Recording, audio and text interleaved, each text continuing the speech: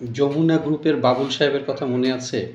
যমুনা গ্রুপের মালিক, বাংলাদেশের স্বনামধন্য কোটিপতি, হাজার কোটি টাকার মালিক, স্বনামধন্য ব্যবসায়ী।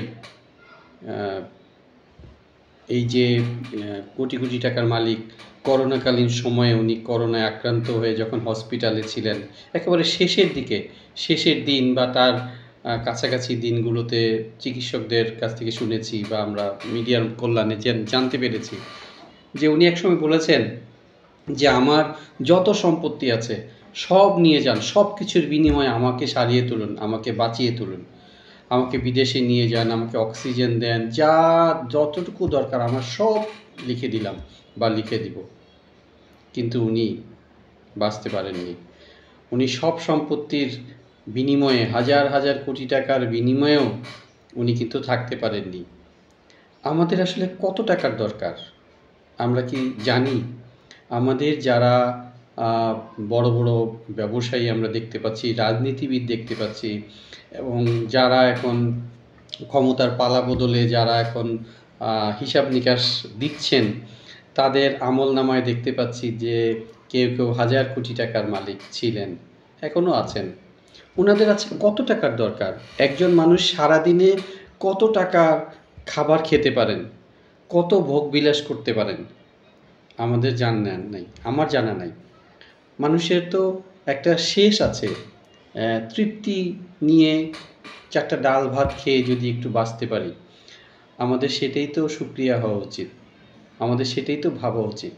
কিন্তু আমরা ভুলে যাই আমাদের আশেপাশে আত্মীয় স্বজন, বন্ধু বান্ধব, পাড়া প্রতিবেশী, যার সাথেই দেখা হবে না কেন, আপনার আশেপাশে যাদের সাথেই আপনি দেখা করছেন না কেন, প্রত্যেকেরই দেখবেন ফ্যামিলিতে এই ধরনের 2-1 জন লোক আছে যারা আপনার টাকা পয়সা, আপনার সম্পত্তি, বিভিন্ন জায়গা জমি বা বিভিন্ন কিছু আত্মসাৎ করার চেষ্টায় থাকে। এদেরকে আপনি ভূমিদস্যুও বলতে পারেন, সম্পদ লুণ্ঠনকারীও বলতে পারেন। এদের থেকেও একটু সাবধান থাকা উচিত। এরাও কিন্তু জানে না যে তারা আজকে নিঃশ্বাস বন্ধ করলে তাদের জন্যও কিন্তু জায়গা ওই 3.5 হাত, আপনার হাতের বা আমার হাতের 3.5 হাত জায়গা আমার জন্য বরাদ্দ, আপনার জন্য বরাদ্দ, এবং এই যে যারা আত্মসাৎকারী তাদের জন্যও বরাদ্দ।